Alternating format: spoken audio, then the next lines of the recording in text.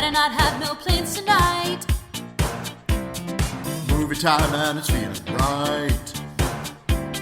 You're looking for a love that lasts. You'll find it at Romancing the Podcast. Ooh, ooh, baby, you had me at hello. Ooh, I love you. I know. Ooh, ooh, baby, you're the wind beneath my wings. Ooh, I'll have what she's having. Thank you for tuning in to Romancing the Pod. You had us at hello. I'm Paige Wesley. I'm Todd. And I'm Mikey. And with us we have... Wait, is someone else here? Hang on. Just the giggles. Late recording again. Oh my God. Anyway, this week, Mikey made... Are we going to use this as our intro? Yeah. Yes. I like that for you guys it's late, and for me it's 6:30. I have no excuse to be this unhinged. Also, it's 8:30 our time, which is debatable on the concept of late. That's fair, but I've been up since 1:15 or something. Todd had an existential crisis last night. Yeah. He didn't sleep much. Accurate. But did you find meaning in that? No. Okay. That'll be $125. What the fuck? It's the worst scam ever. And so was this movie that we did for this episode, a movie called Night and Day. So, Mikey, why did you make us watch this masterpiece? I hold these truths to be self-evident. Did you prepare a preamble? Continue. This movie is ridiculous. Yes.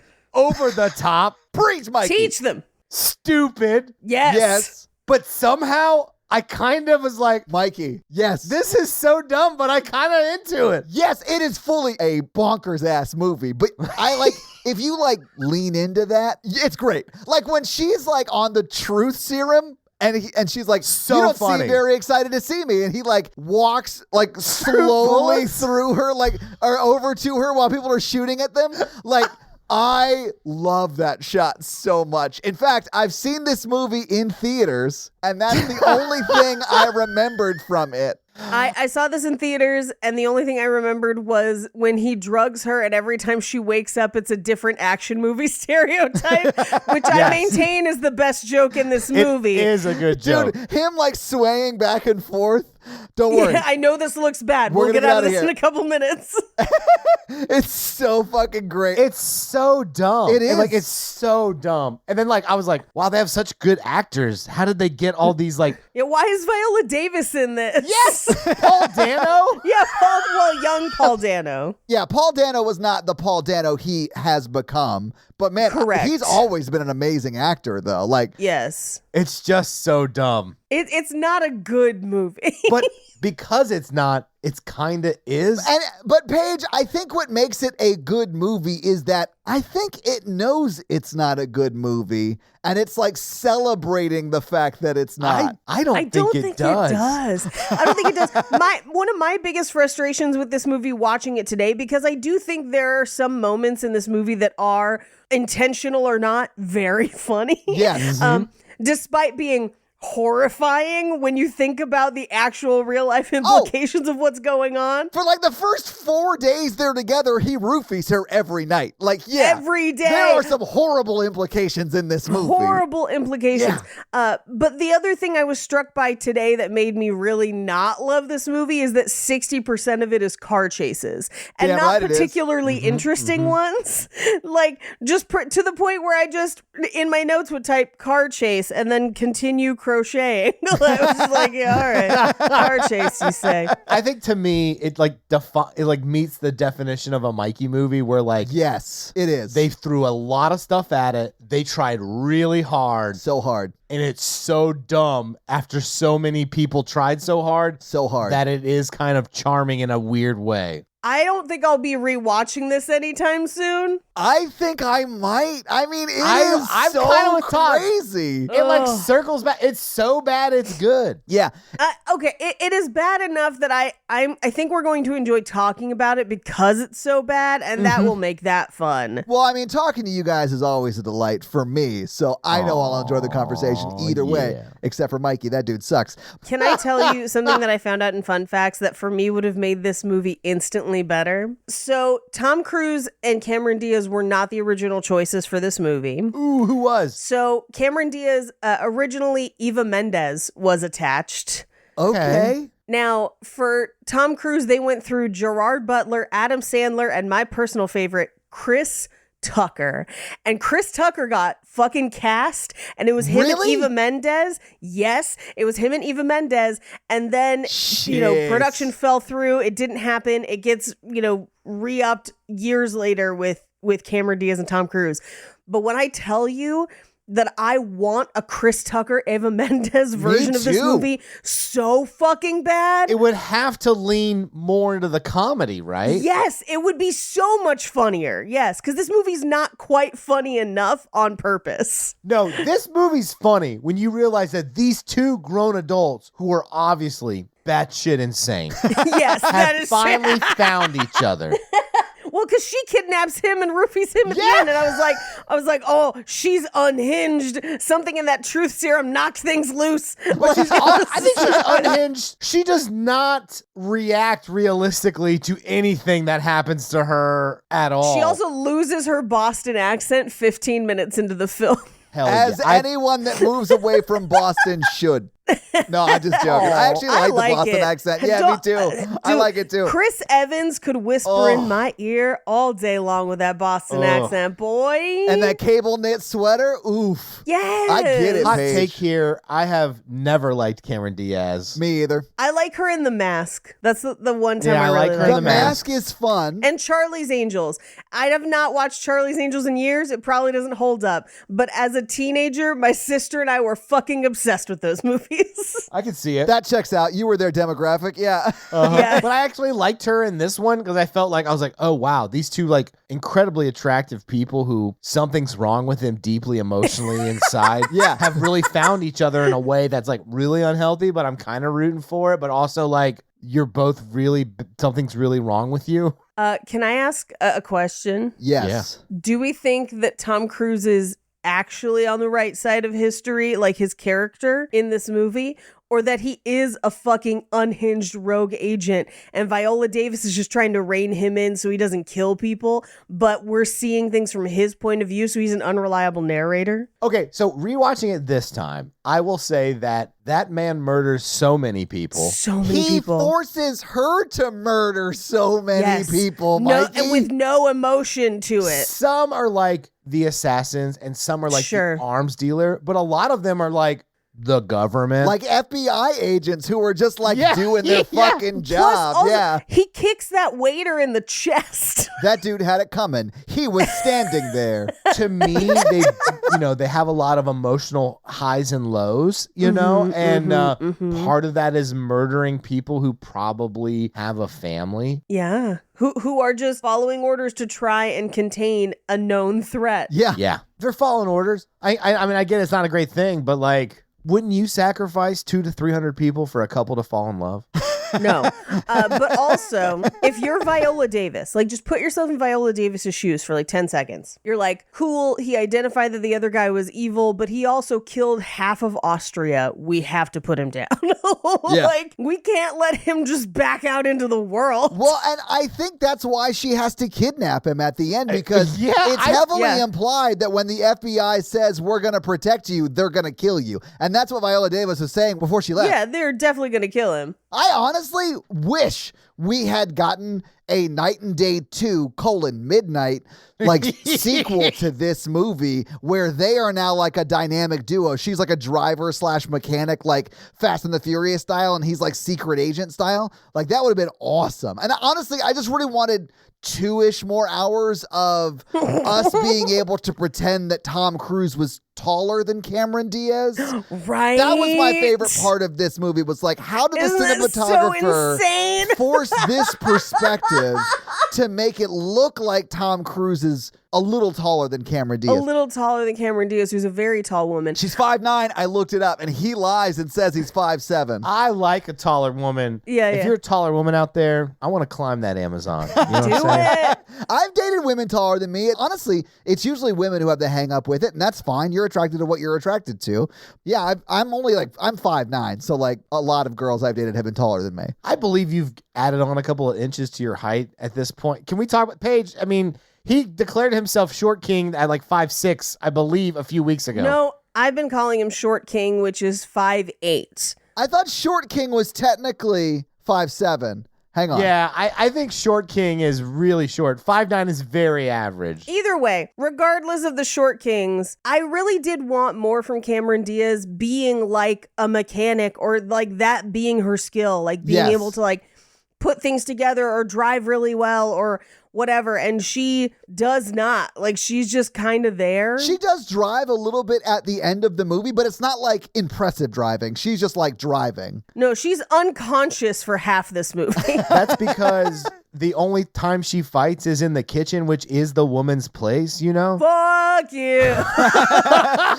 Oh, I can see this how this is gonna fucking go today. Oh, I wrote all that right, joke you want some? You earlier. fucking want some? Guys, I am literally having to hold them both back. They're like fighting each other right now. Through the screen. Theater of the mind, Mikey. Oof, that was me dodging a punt.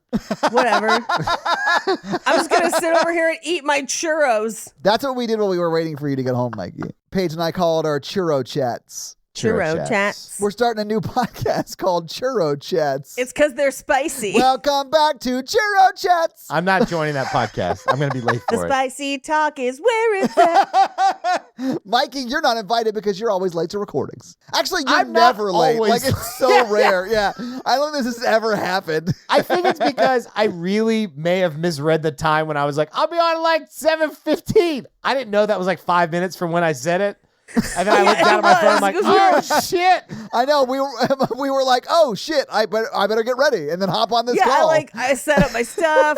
Yeah, I really fucked it up, and it's my fault. It was, time is a flat circle. Mm-hmm. You're not getting out of this, Woody Harrelson. Should we just get into the movie so we can talk about it scene by scene? Yes. Yeah. Was his last name Knight? No. Yes. Technically, it's not. Okay, Paige, I'm prepared for this. His birth name was Matthew Knight. That's true. Child, That's true. quote, died. He didn't. It's Yes. really Roy Miller, yes. who is the FBI agent who is like, it is the same guy, but like his parents' Yeah. last name is Knight. They established that in the movie, right? Right. And they're the luckiest people on earth. And that dad forgets everything he does online, apparently. Yep. Is her last name Day? No. I don't fucking know. I don't even No. think this movie knows. Her name is June. It's June Havens is her name. June Haven sounds like a Craigslist. Escort. I wasn't going to say Or the name that you give when you want to sell your panties on Craigslist to $50 for two strangers for $50. Why do you That's have a a price real point picked specific out? That seems example. Paige. Yeah. I have never sold my underwear. That also sounds like a weird admission. Why would you just, okay, no one's accusing you of anything, Paige. I've never sold my underwear. Overwear's a different story. Overwear is a different story.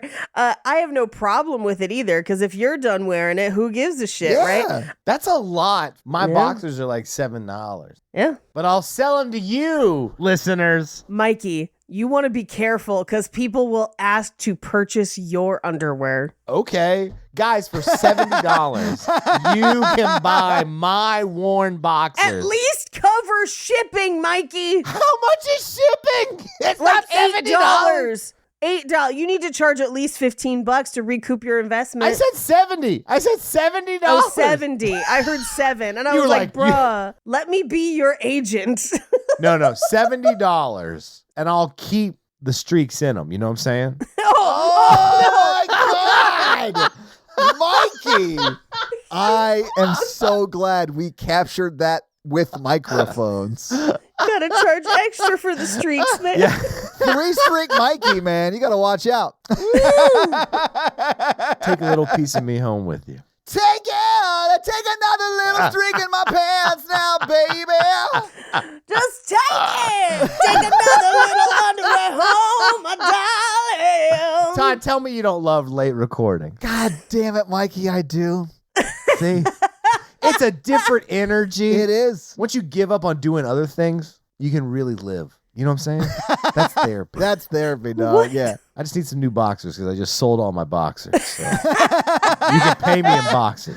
This episode brought to you by Tommy John's. By me undies. Oh, yeah, me undies or whoever, yeah. Mikey Undies. Yeah. Use code STREAKS to get.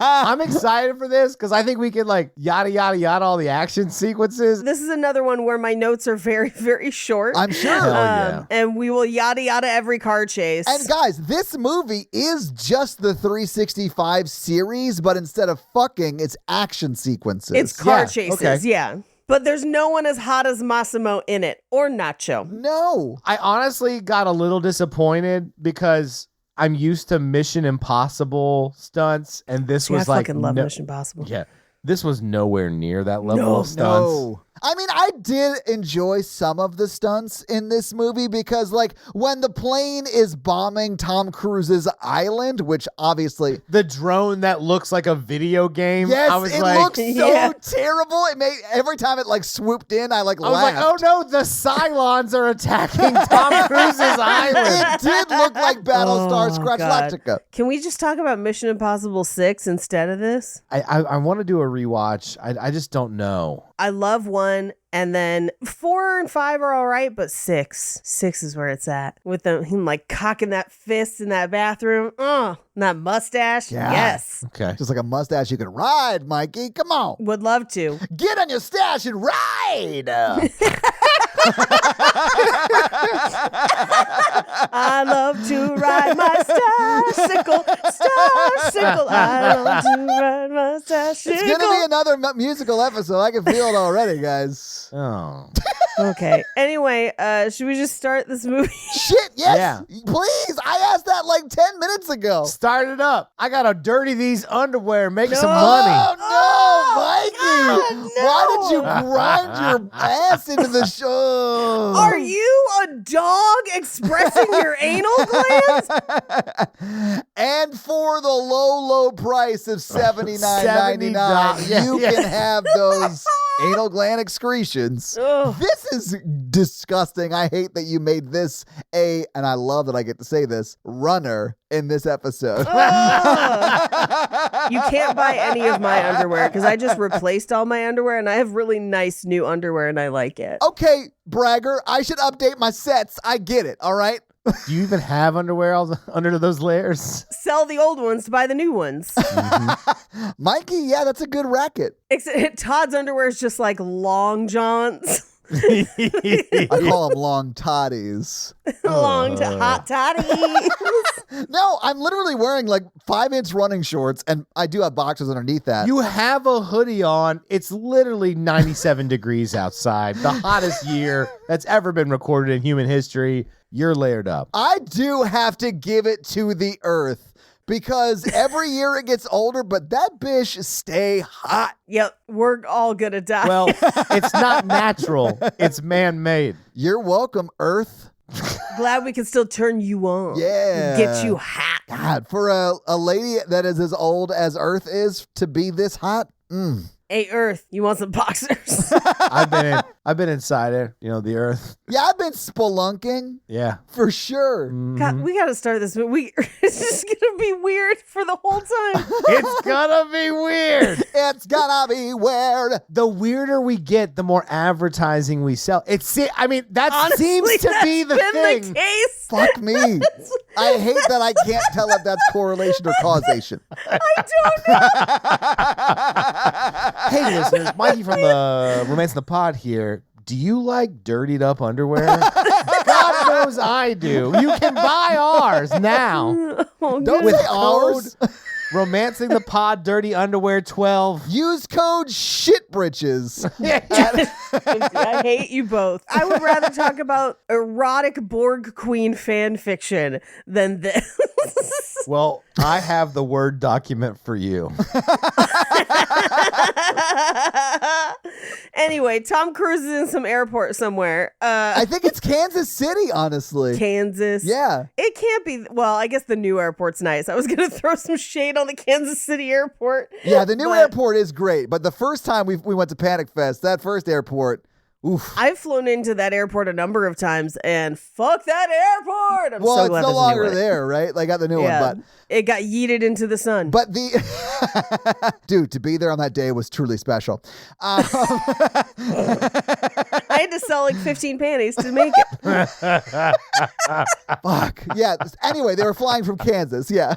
To Boston, and he's kind of walking around playing video games. Well, his flight's delayed, right? His flight's delayed. I don't yeah. think his flight is delayed. I think he got there 12 hours early to scope out the person he was going to mule the battery through security with. Yes. I think it was delayed to replace everyone with agents, and I think that too. and so he like made a plan. Like he knew what was going to happen. Okay. Yeah. Yeah. I'm with Mikey. Yeah. Well, that makes sense too, because she was initially on that flight and she got delayed because she's not an agent or Tom Cruise, right? Right. So that Right. that has to be what it is then, Mikey. You're right. Yep. So he sees Cameron Diaz struggling with a ridiculous suitcase that makes metal clanging noises as it rolls, which when we find out what's in it, I'm like, bitch, check that. Put it in a box and mail it. Like, what are we doing?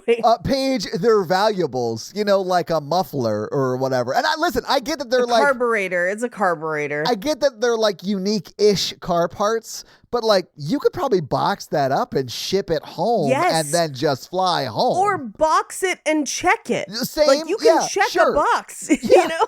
Like, yeah, you can. Anyway, she doesn't. But if you want underwears that had my parts in them, Oh, just send me a check Mikey. for $79.99. check it for $79. God, check. Dude, take Venmo, PayPal. Make No, it I easy on will. yourself. If you want my dirty wares, I don't know. There's a lot of those that rhymes with that. I'm overwhelmed. I'm overwhelmed by choice. If you want my dirty wares, then listen to what I say over these sexy airwaves. Shoot me a DM and say what's good about my BM. Oh, rear end. Sorry. rear ends. Anyway, so he's dicking around the airport. He sees her and he's like, perfect. She's ridiculous. Yeah. So he bumps into her, and we will find out later, but he mules this little battery thing into her bag. She goes through security. She gets pulled aside. They check through all of her metal stuff, and there's no way they find the battery, not with all the other metal stuff in there. Yeah. They get to the gate, and he bumps into her again, steals it back.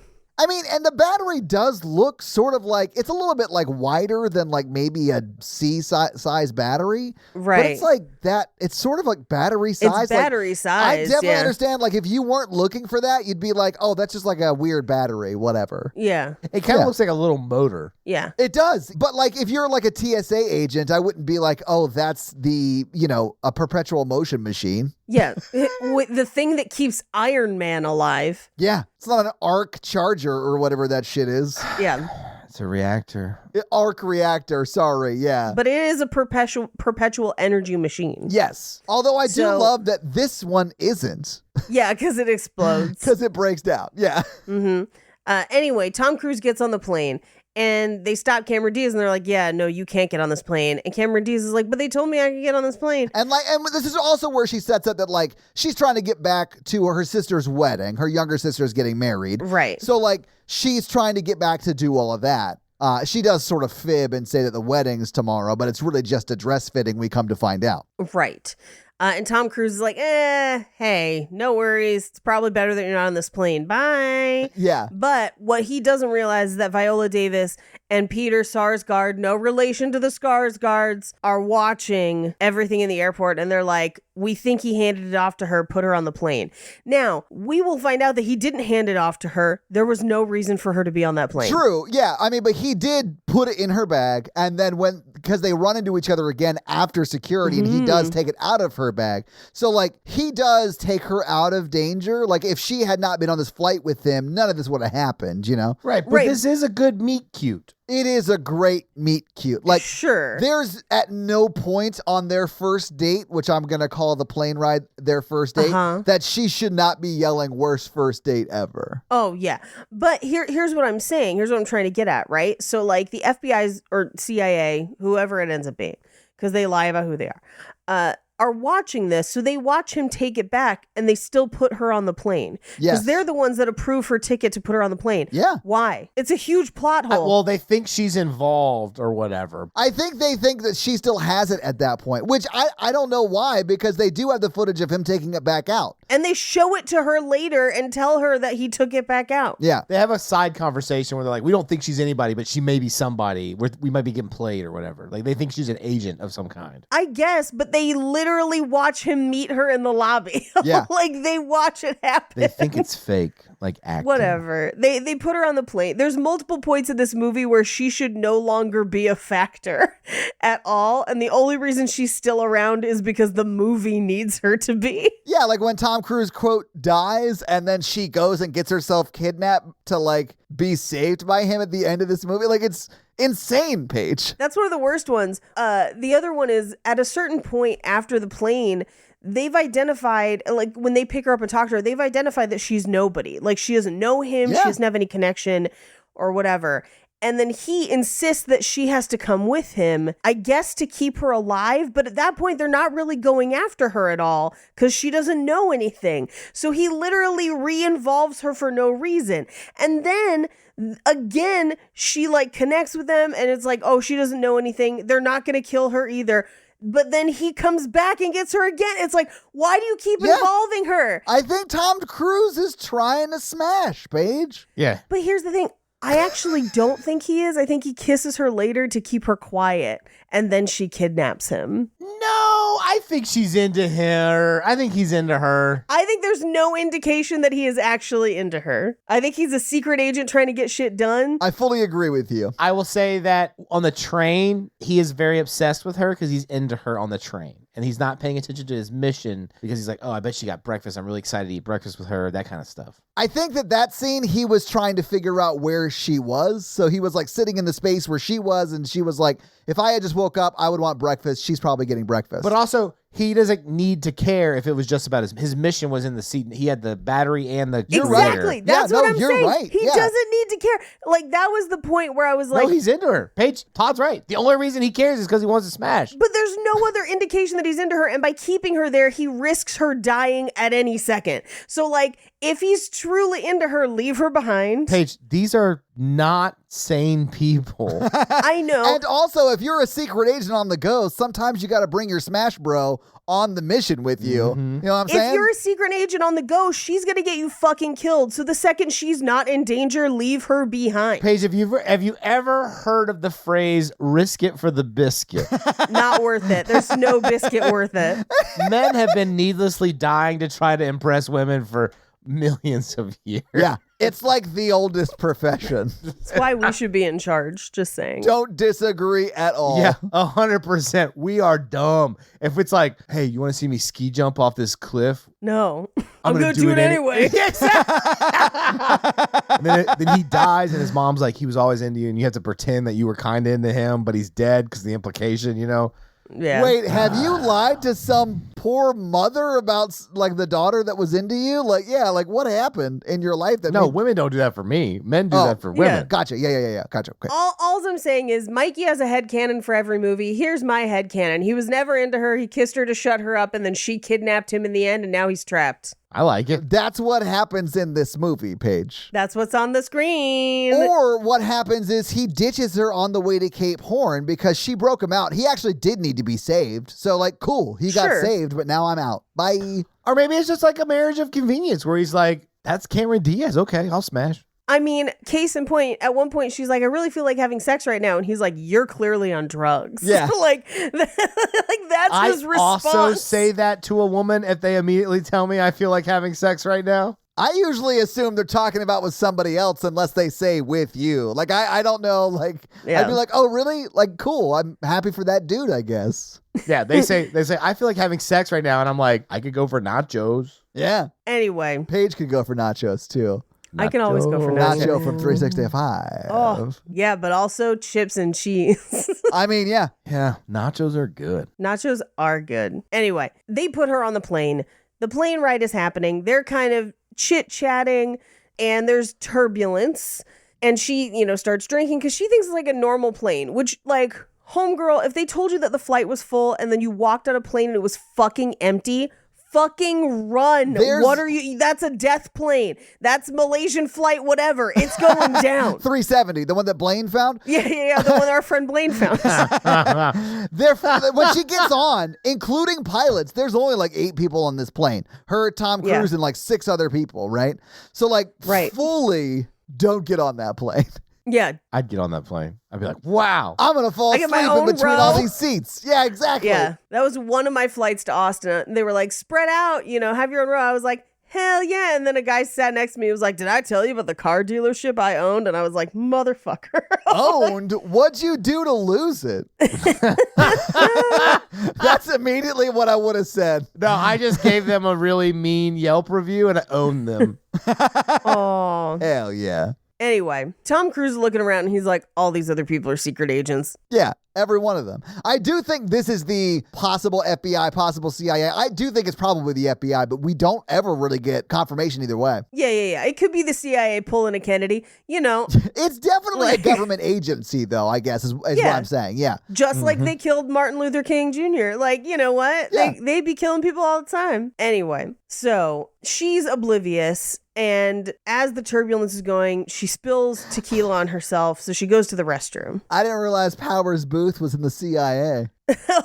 Oh, shit. Because he killed Kennedy. Y'all know that, right? I remember what we're talking about. Oh, that's a different podcast. I was going to say, that's the other that's podcast, horror dude. version. Damn, okay. Yeah. Anyway, so the turbulence happens. It knocks the bags out of the compartments. Oh, and the way he snatches it out of the air is great. It's wonderful. Yeah, his Peter Parker ass just like... Yeah, exactly. I was going to say, it makes it seem like he has the reactions of like a superhero. Yes. Yeah. Well, he is a superhero. Yeah. Yeah. Anyway, it knocks her tequila on her. She goes to the bathroom.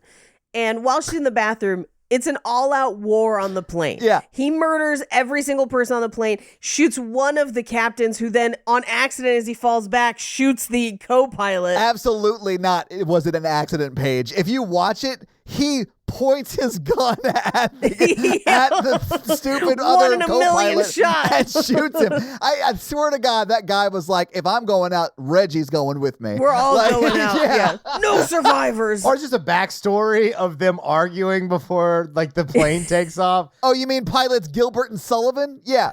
I do want their movie for sure. Yeah. The last thing I would do is murder you.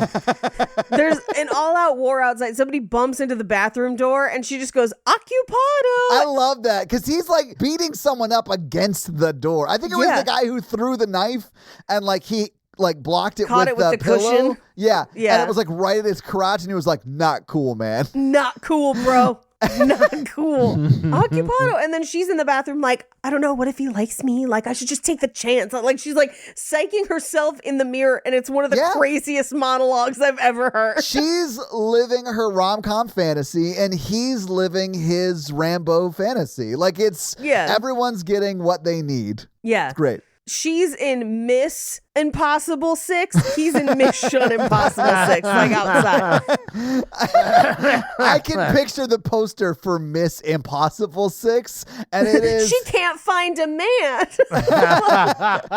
She's holding shoes, Exactly. Yeah. You're impossible. Yeah. Think about the trailer, just dun dun, 1, 2, Princess kneel before you. And she's just why can't I find any good guys in New York? And it's just Miss Impossible. She was a successful woman in the city. She wanted it all. I'm 90% sure that this has definitely been a pitch somewhere before. I'm pretty sure we are just pitching a different name for Sex in the City. We're starring Katherine Heigl. It's just... I've been trying my whole life, and I just feel like I finally need someone who understands me as me. Will she ever find true acceptance? But he works for North Korea. This is why every brainstorming session needs a Mikey, because now our movie has some weird ass North Korean plot, and I'm here for it. Somebody get Tom Cruise on the phone. He's a North Korean spy. I want to be with him, but it's impossible. Miss Impossible. Coming to theaters this Valentine's Day. He works for North Korea. I feel like I need to up the North Korea jokes around this place. They'll never know. I know. It's like the last place I can just like shit on. Because Kim Jong-un or whatever is a coward. I met this great guy named Kim. He plays basketball. He loves cheese.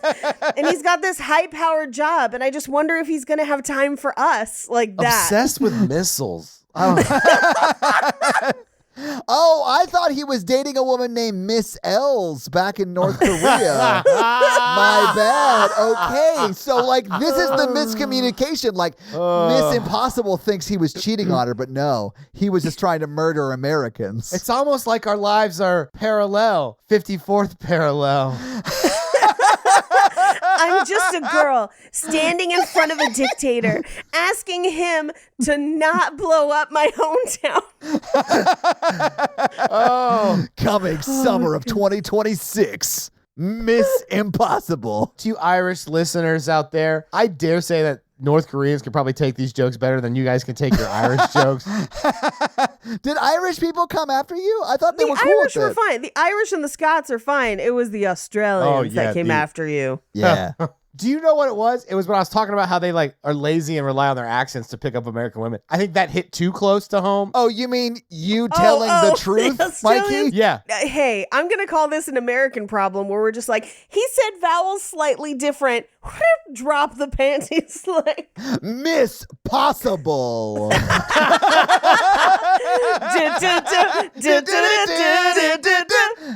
My baby's gonna have dual citizenship. Oh, all hail our glorious relationship. What a weird greeting card. You might have to cut this out, but my first thought was nice to meet you, most honorable penis. Most honorable 36-inch penis. He's Kim Jong-un.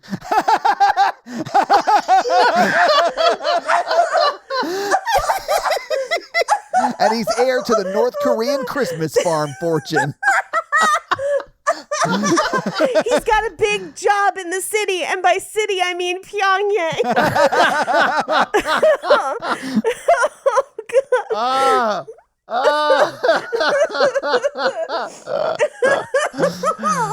We got to go back, circle around. I say stuff wrong all the time and women don't want to sleep with me. Are you saying that because, wait, You said if I see my vowels differently, like, you know, I've got a drawl, you know? oh yeah, so Southern accents aren't sexy. No, they can be, but you got to go Bill Compton with it, like, suck it. I'll be like, hello, listeners, welcome. Now I go to Yeah. Foghorn Leghorn every time. I'm like, I do declare that I want to remove your panties. And sell them on the black market.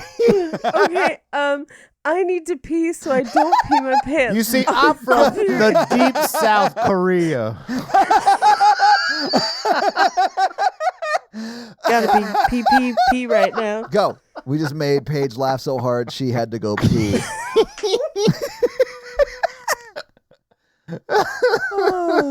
Three Beer Mikey. He makes his redemption arc complete. Oh, I almost threw up. I laughed so hard. Like, she's a girl in the big city and he works for North Korea.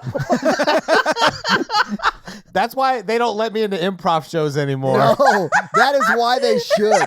Like, Mikey, you were just a full agent of chaos. But like, okay, so like the reason Michael Scott is bad at improv is because his go-to was He like, ends every scene with violence. yeah, his go-to was like, he has a gun, he has a gun, he has a gun. Right. Yours is random and could be anything ever in the world. So it still works. He has a gun. He has an octopus. He has a high-ranking position in the most North Korean honorable government of North Korea. He may or may not have killed one of his kin with a anti-air gun. But it's air, like heir to the throne. Yeah, Anti-air H-E-I-R. gun. This is my air gun. Familicide. The jokes keep on giving. We ended so far off the rails, like immediately. Yeah, we went went from talking about this movie to a romantic comedy between, I'm assuming, 90s Carrie Bradshaw and... No. Katherine Heigl. Yeah, Katherine Heigl and Kim Jong-un. He would also have to be wearing stilts like Tom Cruise in this movie, because there's no way he's taller than Katherine Heigl. But that is true. But I believe that instead he would just make Katherine Heigl walk around and be like, "No, I'm just 5'4." Like just say that she's a fully lower still height. taller than yeah. And then everyone would just be like, "No, of course, 5'4" actress Katherine Heigl." We're only eating kimchi, but what about Kim me? Late night recordings, man, I'll tell you. Anyway, they're on this plane and start crashing. Yes, because the pilots have been shot. Yeah, so Cameron Diaz comes out, and Tom Cruise is just sitting there, not in the seat, but like on the side of the seat with 2 drinks. And everyone looks like they're back in their seats because they're dead, Right. but he staged their bodies. Which I think is the best part of this, is that he's Me like, too. I'm going to stage these bodies while she's in the bathroom. Well, and I also think it's hilarious that he tries to tell her, like, the truth, and she doesn't believe him because it's insane, right? And then as the plane starts to shift, because full on nobody's flying it, the bodies start falling out of the seats. Like, it's clear that the people aren't awake, they're dead. And then she starts to freak out, and then, he's like, hey, just sit here, I'm gonna go fly the plane real quick. Yeah. Yeah. She's like, okay. And she thinks he's joking until he goes into the cockpit. Oh, that's true. I guess she doesn't realize he's not joking until he's already in the cockpit. You're right. And then she goes up there, and he is like hyper concerned with making sure she's buckled in. Like, please, like, make sure the plane doesn't crash. Focus on that part, Tom. Right. She can figure out her seatbelt. Yeah. Anyway, as they're talking, the door to the cockpit keeps opening up, and she's like, "Are we landing?" And he's like, "No, Kinda. kinda, well, not yet. We lost the pilots." And she's like, "Where are they?" And he's like, "They're dead. Shot." She's like, "By who?" And he's like, "Well, me, sort of." He's like, I shot one of them, and then there must have been something going on between those 2 dudes, because he turned around and shot the other one. I don't know. Yeah. I could never live without you. Boom. Yeah, like, How am I supposed to fly without you? And then he dropped Yeah. a diamond out of the plane. The heart of the sky. the sky, it just falls and just like nails someone in the face. Actually, they're sending expeditions to go try and find it, but they're doing it in like Hindenburg type Zeppelins. It's called Skygate. I'm sorry, I'm not doing well today. You're not? On the contrary, sir. Much like the way Kim Jong-il scores in basketball, you are the best. Anyway, he lands the plane in a cornfield. Lands is generous. I mean, Lands is generous. he sort of tries to land it on like a back street, like a back country Right. road or whatever, and then does drive off into a corn patch where the plane sort of almost like breaks apart a little bit, but they're fine. Yeah, they're fine. And then as they're getting out, getting dressed, like kind of getting their bearings, he drugs her. Yes. But before he does, he's just like, hey, people are going to ask you about me. You don't know me. Don't get into any vehicles. Don't trust the government or the FBI. It's like, calm down, libertarian. Jesus. I'm going to take you to a place called Anarchapulco. Just trust me. It's going to be awesome. He's like, we're being chased by the deep state. I built us a compound. We have lots of guns. We're technically a sovereign citizen. Oh my so God. they can't come into our country. Did you know taxes are illegal? Because we're moving to the demilitarized zone. Sometimes I worry if listeners struggle with where the plot stops and our fantasy world begins. Who cares with this movie? I mean, this whole movie is a fantasy world. If we were talking about like the fucking English Patient, maybe I would worry. But this is night Fair. and day. That movie made me cry so bad. Well, wait till next week because it's my pick. And we're doing the English Patient. Actually, Andrea texted me to tell you that you have to do Clueless to make up for the time you did Emma.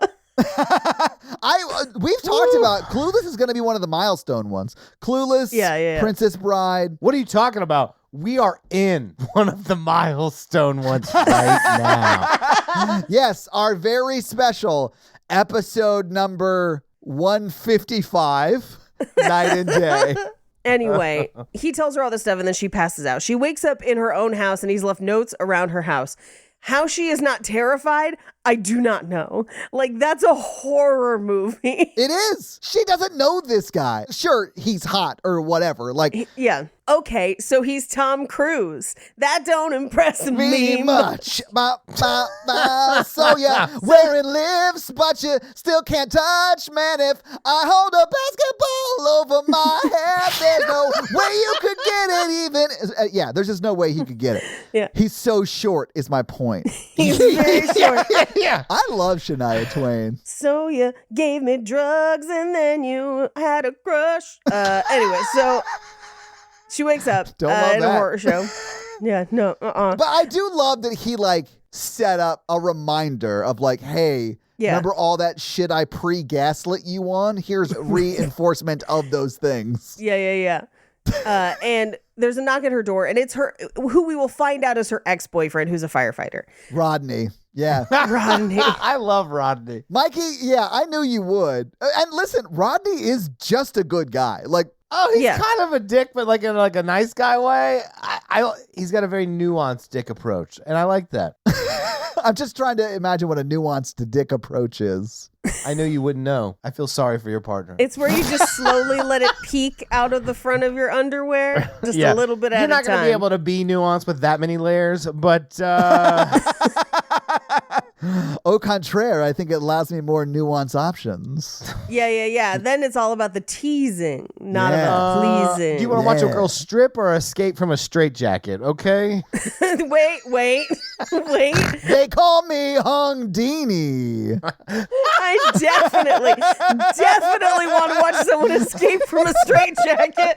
Like, stripping is cool, but you can see naked people online any day. I want to see a girl dislocate her shoulder. While stripping. Yeah. Yes. She falls off the pole, hits her back too hard. Best it happens. burlesque act ever. Guys, I know after we record, I'm going to have some amazing Google searches. Just watching YouTube videos of people getting out of straitjackets. No, he's going to be doing a lot of research on North Korea for our spec script on Miss Impossible. In Korea, it's just translated as loud blonde woman. Anyway, back to this movie. She goes to the dress fitting. These are terrible bridesmaids' dresses. I like hers. Well, hers is incomplete. It doesn't have the jacket that goes over it. They come with like a bolero when we see them in the end. And I'm like, oh God, this is hideous. I love that song, though. A bolero, a bolero.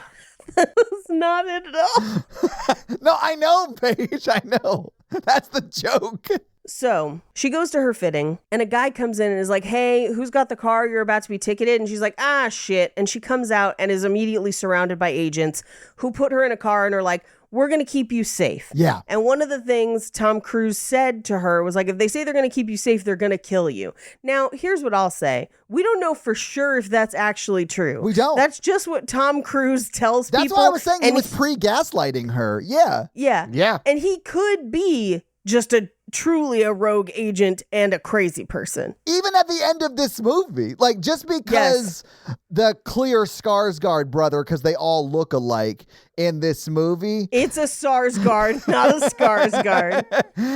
It's also funny that this guy looks like one of them because they're hot and he's Yes. like a normal looking But dude. this one's Maggie Gyllenhaal's. Husband, yes, and also a fully amazing actor. Like he's great. Yes, but I love Peter Sarsgaard. yeah, he's an amazing actor too. But just because he is a rogue agent, like he gets discovered and killed in this movie, does not mean that Right. Tom also is not a rogue agent. Right. Yeah. But I will say, the more I tell someone I'm going to call you after a date, The less likely you are to do it. yeah, I'm definitely going to call you. Yeah. For me, I realized it was a tone of voice. Like the higher pitched, I said, yeah, I'll call you. Yeah. Like that was not going to get a call. But if I was like, yeah, man, I'll give you a call. That Yeah, was going to when get I a really call. like someone and I'm like, I'll call you. I'm going to give you a call later. I didn't do like weird shit, but like the higher pitch, I was probably not going to call you. What did you tell the other 4 guys on the date? I was like, you guys want to go rock climbing later? Somebody find Jim and oil him up. That is a callback to a super in-joke. What? I was like, that's like 2 or 3 episodes ago. No, that's a horror version one from Wrong Turn. That's anyway. Wrong Turn? Okay, yeah. So she's in the car with them. They're taking her to an air quote safe location, and suddenly everyone in the car is shot. Like, they are ambushed, and there is a huge car chase. Everyone in her car ends up dead, and she ends up having to drive from the back seat. Yes. It was Tom Cruise killing people in her car, right? Yes. So, like, clearly he's not super concerned about her safety to this point. Yeah. Because, like, if you shoot the driver, what's going to happen if the car's in motion? It's definitely going to crash, right? You definitely don't have to tip your Uber driver. It was because he was shooting from, I think, behind them, and somebody ducked and it hit the driver. So, okay. like, it wasn't intentional. Anyway, as she's driving from the back seat, Roy lands on her windshield, which is Tom Cruise. Yeah. And he's just like, "You're doing great. Unlock the door so I can get in." And like a car flies over them. She finally gets him into the car. He takes over driving. They pull over. They're shooting at everyone. And she's like, "Can you stop killing everyone?" And he's just like, "No, like this, I'm trying to keep you safe." She takes off, dumps the gun in a mailbox, hops on a bus. He gets on the bus. She gets off the bus. Yeah. It's bad. But she makes a run for it to the fire station where she comes, finds her ex, and they go out to like lunch. They do. They sort of go to a diner so they can talk. Yeah. He's like at work. I mean, he's like just lifting weights, but he's a firefighter. So he's like on call, I'd imagine. Like when you have to like stay at the firehouse for like 2 days or whatever. Like he's in that period, but there's not a fire. So he can go across the street to a diner so they can have a private talk, right? Right. That was the vibe I got. I really love in this like action sequence that you just sort of described, like at one point when she opens the door and that other car hits it and it goes through and like hits that SUV that's chasing them. And they're like chasing Tom Cruise and Cameron Diaz's car. It starts to flip and then speeds up and flips over their car. Yeah. Which I thought was the most insane thing I've ever seen. Because if you're flipping, you're slowing down. You're not speeding up. Yeah. Well, there's a lot of things that happen in this movie that they're like, isn't Tom Cruise a great agent? And I'm like, no, he's incredibly lucky. Yeah. And it may be a superpower. He may be telekinetic at this point. I don't know. I honestly think he has the same power that John Candy had in Delirious. I've never seen that movie. That is such a weird callback, but okay. Do you know what I'm talking about though, Mikey? Yeah, I know what you're talking about. Yes. I think Delirious is a rom-com. Hang on. Fucking love the 80s. It is. Oh my God. Delirious is a comedy romance. Mikey, we're going to have to make Paige watch this. We'll do a John Candy month. Yes. Delirious is not a good one from what I remember. Oh, okay. It's like vibes. It is sort of like vibes. I do love vibes. The premise of Delirious, as I remember it, is John Candy thrifts maybe a magic typewriter where anything he types on it comes true. What? This is mannequin levels of bonkers. It is, yeah. What happens if you put your dick in the typewriter, but then someone sees you? You're mixing the mail house? No, the lake house. There's also Mannequin 2. We have not done as many 80s things as we should have. That is true. Mm-hmm. You're right. We're wasting our time with night and day. You picked this movie. Glorious Leader wants us to go to the 80s. Anyway, so Tom Cruise shows up at this diner and is just like, "Hey, nice to meet you." And she's like, "This is the guy. Like, this is the guy who killed everyone on that plane." And Tom Cruise is like, "Oh, I'm the guy? I'm the guy." And then slaps a handcuff on her and then is like, puts a gun to her head and is like, "Nobody move. We're leaving. Don't fucking try to stop us." And this is where he kicks that waiter in the chest. First, it is, before he does that, he's talking to Roy and like knows everything about his life and they get Rodney, along. yes, Rodney. yeah. And he like gets along with him really well. And I, for some reason, got super tickled about that whole thing. I loved it too because Tom Cruise genuinely has like chemistry with Rodney, but not with Cameron Diaz. I like that's how you guys read that scene and not, I read that scene as in the interim, the night that he put her to bed or whatever, he had researched her enough to know about Rodney and stalked her and learned everything about him. Oh, that's exactly how I read it, Paige. Yeah. Who hasn't stalked anyone that they have dated in the last 15 years online? But they're not dating. He was just a lady that Yeah, I've never Googled a lady I met who I thought was fancy, you know? Google the lady that you just drugged and put her in her house, and then now you're handcuffed to her in a public place. No, I usually reverse that. I Google first. Yeah. You want to know if they're handcuff worthy. Like, you don't just play Gerald's game with anybody. You only know what that means because we told you. Okay, that is true. I haven't seen that movie. I am a fan of the poster, though. I have not seen the poster yet. I don't think I've seen the poster. Well, you guys both have some Googling to do. Oh, that is a nice poster. Thank you, Paige. Anyway, so he drags her off and kicks that guy in the chest. Rodney tries to follow after, and he shoots him in the leg, but through and through, so that there's no bone or whatever, he'll be fine. I love how he runs over there. And up to this point, and pretty much through the rest of this movie, in scenes of immense action, Tom Cruise is overly supportive and very calm in a way that makes it seem like so he's a funny. full-on sociopath. Yes. So funny. He runs over to Rodney and he's like, "Hey man, it was through and through. You'll be fine. Probably did you a favor or whatever." You're gonna be a hero, yes. And then they start thumbs upping each other, and I thought it was so funny. Yeah. And then he's driving away like, "Hey, I just got your boyfriend a promotion or whatever." Yeah. Well, and then he goes to a parking lot, and this is where he's like, they're going to try and kill you. And every time I waste trying to save you is hurting my mission. So you're either with me or without me. Yeah, you're safer with me or without me. Yeah. With me or without me. Because he just is Tom Cruising very hard. But here's the thing. At this point, they've already decided they're not going to kill her. They're just trying to kill him because they've determined that she doesn't fucking know anything. Oh, I still think they were going to kill her, right? I don't know. Why would they? That extra scars guard was just like, nah, she don't know anything. Yeah, I don't know why you then would kill her. I mean, yeah, there's no good reason to do any of that. Well, she is Cameron Diaz. Anyway, so she decides to go with him, and we cut to them driving. We think it's them driving away, but they end up at a gas station, and she kind of sees Rodney on the news, and he has to get them a new car. So we cut to them driving, and he's telling her, it's this fancy battery, codename Zephyr. It never runs out. It could run anything. And it's invented by this teenager, so I had to put him in a safe house. And then as they pull back, it reveals that they're just in one of the cars on, a car trailer that has a bunch of new cars or, wrecked cars or whatever on it. Yeah, which is funny because during the scene was like, he has been looking at her way too long, right? Because he's not looking at the road at all. Well, and then he goes to sleep, and I was like, oh my God, I know. So he hadn't gone to sleep yet, and I was like, I got to rewind this because I'm going to literally on my phone track how long he's not looking at the road. And it was 35 seconds. And then after spending 3 minutes researching that, they revealed the joke that I missed because I'm an idiot.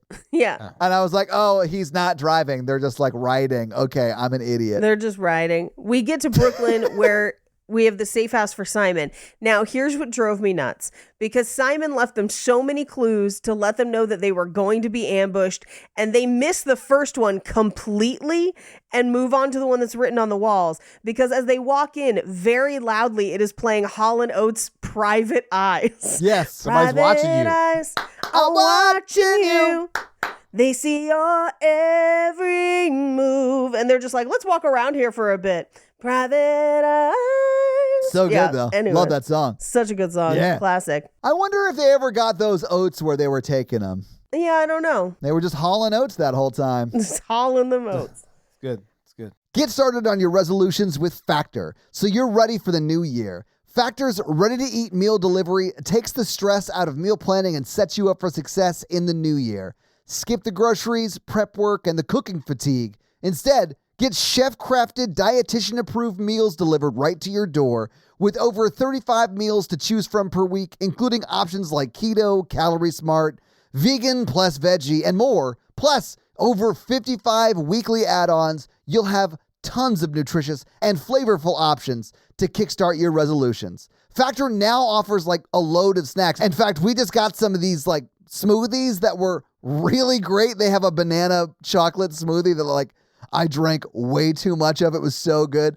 And even better than that, when things get hectic, Factor's like flexible. So you can change up your order every week with plans from like 4 to like 18 meals per week. So you can like have a bunch of meals or just a few meals depending upon like how many times you need meals that week, right? So it's great.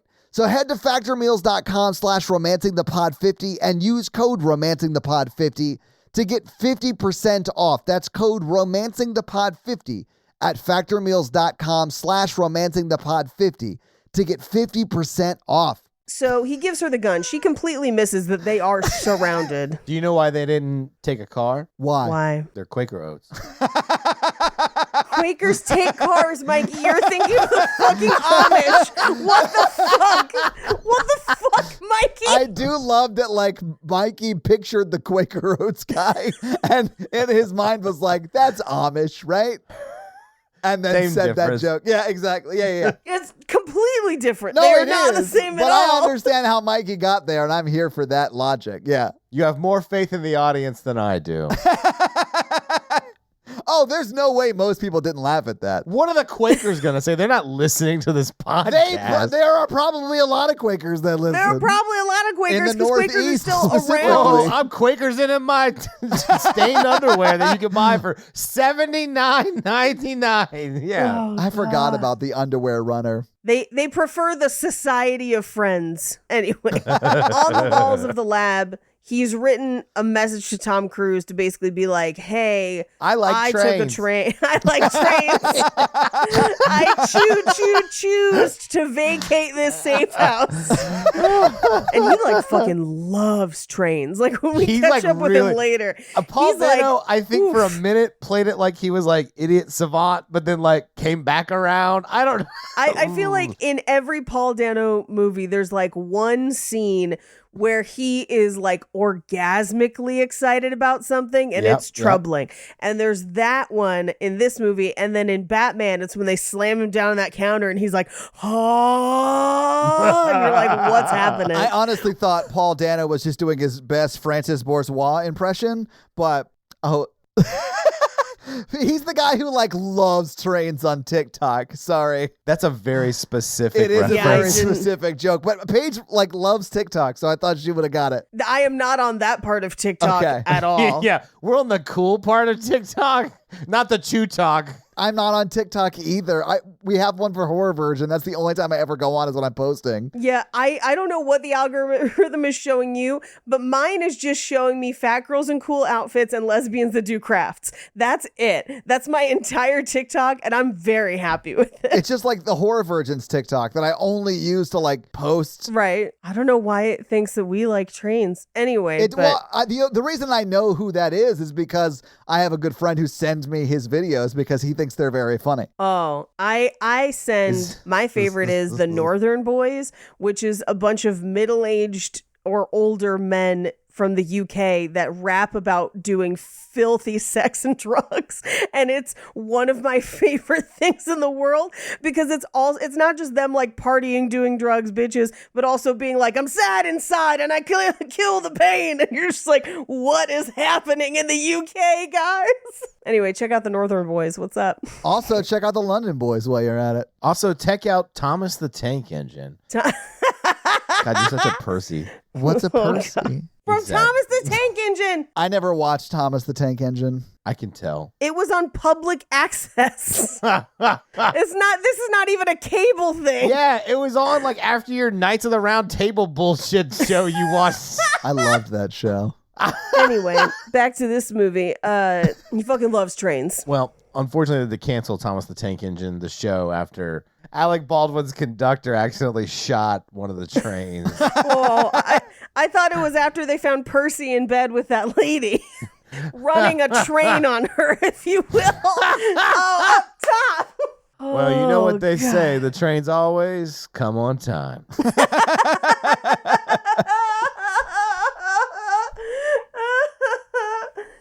Oh, God. Anyway, so they're surrounded and it's a shootout. Of course. There's a lot of action. Lots of it. Yeah. My favorite is that he gives Cameron Diaz guns and she just full MacGrubers it, where she's just like, oh my God. And then in that moment, he's like, oh, I got to put her back to sleep. I got to put her down. Yeah.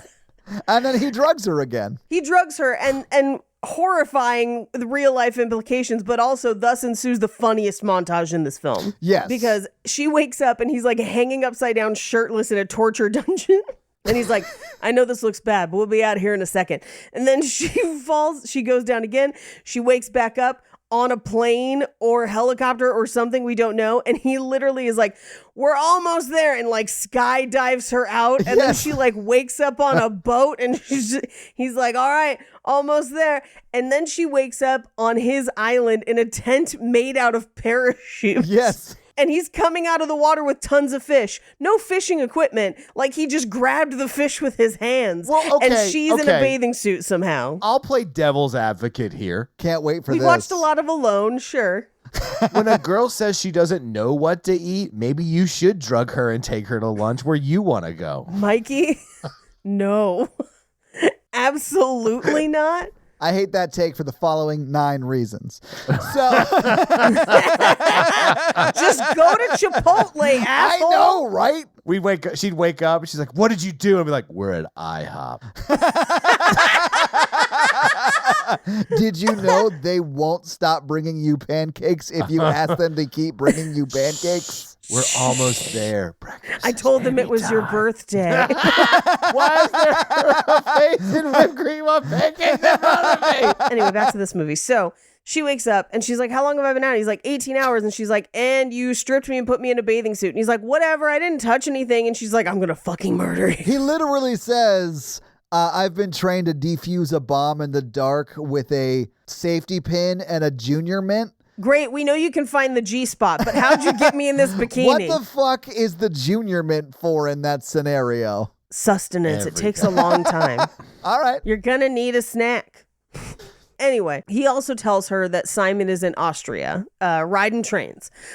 He's having his full Snowpiercer fantasy just through the snow, just like the train. We have to talk about the customer service and whatever fucking train line they are on while on this. Give us just a second. Yeah, let us get because there, but we let should. us get Yeah. there, I'm but so then we excited to talk should. about it. Yeah. We absolutely have to. Anyway, okay, so she is like, fuck you, and like goes off through the jungle. And I was like, bitch, where do you think you're going to go? You're barefoot. Like, what is even happening right now? You're going to get bit by a snake. And also, you're on like a tiny ass island. Yeah, you're going to run into one of the scariest spiders you've ever seen. Like, this is just... Tom Cruise. Yeah. That's how he climbs those cliffs in Mission Impossible 2. Oh, I thought it was because thetans make you lighter, so like he just has more thetans, so he starts to float. No, he has no things. He has no clear. thetans. My He's bad. clear, remember? Oh, And so it's not only... thetans weigh you down. That's what it is. Yeah. Yeah, but he's technically, he's gotten all the way up through operating Thetan level 8, and then 9 and 10 technically aren't written yet, but they consider him clear for those for the time at which the ghost of LRH dictates them to David Miscavige, his best friend, and then they'll go through it together. I don't know if that's a bit or not. That's not a bit. That was completely accurate. That is a tax-free organization. And here's all I'm saying. We could be too. We don't need to be. I am on board with religious organizations having to do way more proof to become tax-free, or maybe losing that status yeah, I don't because of think how any it has been business abused. should have tax-free right? status. Yeah. So, like, I don't want to participate in it. That makes me feel like a hippogriff. So anyway, her phone rings and she answers it, but nobody's on the line. So she loses the call. So it was just them it was tracking her sister. her. It was her sister that I called don't think her sister actually called her. I think the FBI made it look like she did. I mean, that could be too. Who the fuck knows? But they definitely were tracing her phone because they send the like silliest looking drone ? To blow up his island. Silence. Yes. And so she comes back just in time for them to blow up the island. And she's running, and they make it up this cliff to this like teeny tiny helicopter. She's like, it's like a MASH helicopter. yeah. And she's like, I'm not getting in that, please. And I know I said not to drug me before, but like drug me for this one. And he's like, well, you said not to drug you. So he just like Vulcan neck pinches her to like unconsciousness. And she passes out for hours. hours. It's called foreplay. It means he's got real strong hands. Like, Oof, magoof. I don't know when you get the strong hand strength powers. I'm guessing it's after OT3 when they tell you about Xenu. But Again, anyway, insane. Yeah. accurate. Real things. LRH was a crazy kooky old man. And so, like, there's a lot of weird shit that got included in the later levels because he was like, need money. What do we got to do? Borrow this alien from this book I wrote and, Rough Riders, my cowboy book. Yeah. Who knew it was so expensive to operate your own navy? Anyway. I did forget that, like, before he Spock pinches her, they, like, wrestle in the sand and he kind of kisses her. He gives her one self-defense lesson, which means she can kick everyone's ass for the rest of this movie. Yeah. But yeah, that happens on the island too. And then they like roll in the sand together. That's all she needed. Yeah, she's like, oh, you taught me a move. I'm into you. Oh, yeah. Mm-hmm. But she wakes up on a train to Austria. How did he get her on a train? Like, I get that they're on a helicopter. Unconscious. I know. That's It's what I'm saying. part of it. Part of it. But like, seriously, I get that he could have flown the helicopter maybe like to somewhere that you don't Yeah. have to go through customs or something. But he had to walk her onto that train Right. like an unconscious woman. Or you put her in a bag or something. Maybe that's it. That actually could work because their seats are, it's like a cabin sort of, right? Yeah. So like that, yeah, that actually could have worked, Mikey. Okay. That could work. There's a rumor that sometimes Taylor Swift leaves hotels in bags so people don't know when she's coming or going. They were almost late for the train because of the human traffic jam. No. Human trafficking jam. There you go. Yeah. Oh, God. Anyway, so they're on this train, and we do get to see Paul Dano just like getting fucking geeked about the train. And like the conductor's like showing him how to do everything. I was like, Yes. what train line is this? Where like he's like, I'm so excited. He's like, pull the horn. Yeah. We're really excited that your person is able to do this. Do you want wings? Here's a coloring book. It's Right. your first time on the train. Yeah. Trains are cool. I mean, I'm with Paul Dano here. If ever I'm stopped and there's a train coming and they can see me, I like take my hand out of the window and I do the horn thing and they make the horn. And I think that's maybe the purest interaction two humans can have. Mikey just described asking a train to honk their horn as they go by like an 8-year-old. And I loved every second of it. You think I don't do it? I do it. Make the horn go. You think I haven't done it? I have done it in a police car. You think they're going to say no? Yeah, the officer I was with was very upset because we were trying to get a car, lights and sirens going, and then this train's coming, and then they're really upset, and then I roll the window down, and I go, ooh, ooh, and then they do it, and I turn back, and that person's like, I don't want to talk to you right now. Oh, God. I'm not a huge fan of subways. Like, I know they're efficient. I will ride them. They're fine. But, like, travel trains, huge fan. Especially in Japan when they were fucking silent. Ugh. But also in Europe, Eurail is really nice, too. I've never taken a Eurail, which I assume is what this is. You Yeah. know, the best train I ever been on is the glorious most best trains from North Korea. They run on clean coal or whatever. They run on clean Carl, human labor. Oh. That's the real life Snowpiercer. It's probably accurate. But also, I keep giggling because I just want someone in North Korea to be named Carl. I'm sure there is one, right? Maybe? I don't know. I feel like there's Carls everywhere. Anyway, If you're in North Korea and your name's Carl, add us. you can't listen to Yeah, Mikey, you might be surprised to hear this. We don't have a lot of listeners in North Korea, So they're like Quakers? we're mostly fucking banned. so they're like It's Quakers. not Quakers. Quakers can use any technology they want, Mikey. They're just pacifists. Anyway, this train is nicer than your rail. This looks like it's maybe a step or two fancier, Sure. but very nice. What I did think was really funny was that she goes to the counter of this Austrian train in the dining car and is like, yeah, pancakes and scrambled eggs. And I was like, bitch, in what world?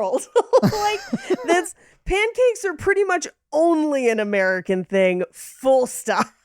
Except for in Japan, they had like the big fluffy ones or whatever. Yes, you can get them here somewhere. I want them. Yeah. I want them. But like pancakes in the way that we think of pancakes, no. I have been to a lot of Europe and rarely, I would say never have I seen a pancake. But they're international, Paige. The international house of them. I can't wait to go to Europe and like order an omelet and be like, there's only one meat in this omelet. I cannot believe this country. There's omelets like normal. Like on the cruise, they had an omelet bar. And I should clarify, they have their own version of like a flatbread or a skillet something, but it's not what we would think of as pancakes. Oh, like cookies or crackers and all that bullshit. Cookies or biscuits. And biscuits. Cookies and crackers. Yeah, cookies Oh my and God. biscuits. I mean, I'd imagine that in Europe, waffles are a bigger item than pancakes. Yeah. Oh, because yeah, waffles yeah. are by far the superior fried like dough or whatever. I don't think it's technically fried, is it? I honestly Technically, don't know. no. Yeah. Waffles are technically, this is complicated. They are batter, and because they are heated on plates, they kind of are fried. And depending on where you are in Europe will determine what kind of waffles you find. Yeah. Where if you're in like France, Germany, Austria, or whatever, sometimes you'll find, in Belgium specifically, you'll find liege waffles, which are yeasted waffles. Are those the thicker ones? They're thicker. Like Belgian and waffles are thicker. Yeah, but it's not like the Belgian waffles we have here because they use pearl sugar. So it's almost like they've got a candified coating to them. They're fucking delicious. They're amazing. I was about to say, that sounds amazing. Yeah. It's more of a dessert than a breakfast for sure. You know, the first person to bring a waffle iron back to the United States from France? From France? No, who? Our third president, Thomas Jefferson. Benjamin Franklin? Oh, Thomas Jefferson. Benjamin Franklin was never a president. I'm too distracted. We just did Cult Podcast Live where one of the people in the cult believed they were Benjamin Franklin and that Hell yeah. her husband was George Washington in a past life. It's awesome. They do plays about it. But that's why our presidential breakfast for Thomas Jefferson is the Jeffersonian waffle. Was waffles. Which is it's just two waffles, and in between it's like omelet batter that you also put in the waffle maker. Oh, hell so yeah. So it's like a waffled piece. So it's like, it looks like 3 stacked waffles, but one layer is egg and Love it. omelet, whatever you want, really. Yeah, it's Yes. delicious. That sounds amazing. Anyway, I laughed pretty hard at her breakfast order. Yeah. Because I was like, what? Whatever. So the guy next to her orders a drink and he's very clearly an assassin. Like you can just see it. And she's like, oh, are you Simon? Like the guy that I'm not supposed to talk about? And he's like, yes, I am. Yeah, she does what I will call the dumbest shit ever in this scene. Yeah. And finds the note that he left her that was basically like, hey, don't leave the room because I'm with Simon. And she's like, oh no, this clearly isn't Simon. Yeah. He goes back to the room. She's not there. And he's like, she must have gotten breakfast. So they kind of converge in the kitchen as she's trying to run from the assassin. He's trying to find her. God, it was so sad because she's like talking to the chef in the kitchen. She's like, hey, I'm not feeling too great. Can I sit down here? And he's like, sure, let me get you a water. And then he gets murdered. So nice. Everyone on this train is so nice. I will say, in my experience, as long as you're not in France, customer service for me in Europe has always been fantastic. I just can't imagine like going inside the kitchen and being like, can I just come in here? I don't feel great out there. Well, and that everyone she encounters on the train speaks English was pretty fun too. I Yeah. was like, what? You lucked out, bitch. That is not the norm. Yeah. Also in the kitchen, that's like health codes. Anyway. Right. So thus ensues like a knife fight because she accidentally knocks a knife into his chest, which is pretty great because she uses that one thing he taught her in self-defense. But in doing that Houdini arm break thing, she smacks a knife and it stabs this dude what looks like in the heart. Yeah. And then he pulls that knife out of himself, which I'm pretty sure you're absolutely not supposed to do. You're supposed to leave the knife in so you don't bleed out. Exactly. And then he continues to fight. I don't know. It was insane to me. He tries to fight until Tom Cruise is back up and kicks him out the window. And I don't know if you guys saw what he was holding on to stay in the window. It was sausage links. It was insane. I was like, if you can hold on to sausage links and it will support your body weight like that, those are not, you shouldn't eat that. You shouldn't eat those. That's a rope. You're eating a rope. You've been smoking them too long. Yeah. I think. That is a well-ass done sausage. But I also love that Paul Dano in the scene is like, please just die. Yes. Paul Dano's always been amazing. Yes. Always amazing. So they get to Salzburg, and that's where they're chilling. And she overhears Tom Cruise on a phone call, and he's like, okay, well, I'm going to meet you as soon as you can be there. And he tells Cameron Diaz, like, this is beautiful, we'll do dinner, but please stay here. I have to go do something first. Yeah, in the hotel. Like, they're going to have dinner at the hotel. He also tells Paul Dano, like, you can order as much room service as you want or whatever, but don't leave. Don't leave. Take this Hall & Oates pin because private eyes are watching you. They see your every move. Anyway, so Cameron Diaz follows him to his meeting with Gal Gadot, which we will find out that Gal Gadot is wearing an earpiece. Yeah, she's more or less just like a translator / like mouthpiece for the gangster who's also after the perpetual motion machine. Yes. Yeah. Although when she said, don't speak to me like that, and he grabbed her chin and was like, I'll speak to you whenever, I was like, oh, hello. Yeah. Tom Cruise just got attractive. I should talk to somebody about that. You absolutely should, and that person is Jake. Yeah. Just have Jake stand on his knees and pretend to be Tom Cruise. He's watching Tom Cruise now on the TV in the other room watching Mission Impossible 2, just texting me like he's kissing this lady like he'd rather be having sex with a fish. And I don't know if you guys know about the fish sex stuff, but it's one of my favorite celebrity rumors. Wait, I thought it was in reference to South Park. Is it not? No. Wait, Oh my God. So okay. explain the fish sex stuff. Oh my God. Okay. All right. All right, I'm gonna also Google this. Is it Tom Cruise? Tom Cruise, they're blind items, and Page 7 has covered them extensively to the point where it's now like canon in the Page 7 universe. Which go listen to Page 7 if you loved Jackie on our Twilight episodes. Absolutely. Always a great listen. To Page 7. Yeah. So on Page 7, they read blind items, and there are a bunch of blind items about Tom Cruise going and buying raw fish and then taking it into the bathroom and then doing something in the bathroom with the raw fish and then leaving it there. Oh, he fucking that fish. Right, or ordering raw fish and taking it out to his car. And there's like multiple people who are like, yeah, he came into my grocery store and bought a raw whole fish.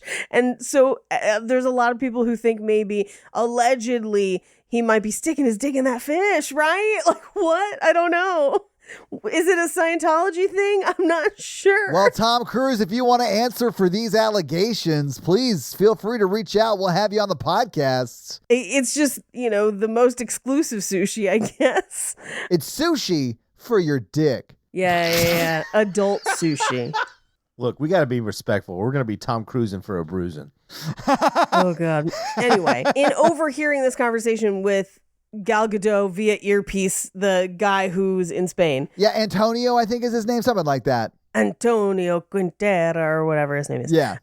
Cameron Diaz thinks that he's selling the battery to the bad guys and that she has been hoodwinked. Yeah. Well, I mean, and based on what Tom Cruise is saying, it sounds that way because he's like trying to play them for information. So he is like playing that game of like, yeah, I'm going to sell this to you or whatever. Right. So she goes to walk back to the hotel, but the CIA intercept her and she's just like, yeah, okay, I'll tell you. They're like, we're the CIA. And she just goes, sure you are. What do you want to know? Yeah. Like, I don't give a shit. Yeah. And so she basically not a wire, but she wears like a tracker. It's the pen. They give her like a ballpoint pen and they say if he has it on his person or it's in the hotel room, just click the top and we'll pop in and come get it. We'll come get it. Yeah. I do love that they're like showing her, this is where they show her that he maybe planted it on her at the airport. And at one point they just like, it zooms in on it as if they were like enhance on a Law and Order episode. It looks exactly like that. But this is at that time when like that was popular. Like that was on TV at the time, that kind of shit. Yep. So she goes back to the hotel room. He comes back and he's trying to have like a romantic evening because I guess he didn't know that they followed her. Right. And she says later that he planned it. I don't think he did. Her plan makes no sense that she says later. And he seems very confused that she's there. So like, I think that her version of events where he was like playing 4D chess is not accurate.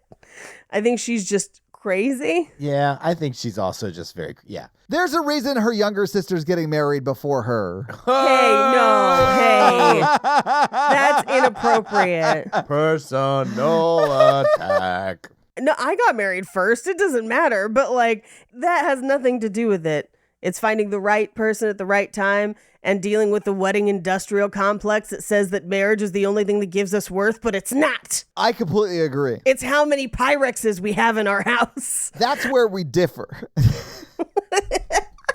I'm kidding. Anyway. In North Korea, you're allotted 2 Pyrexes and you'll like it.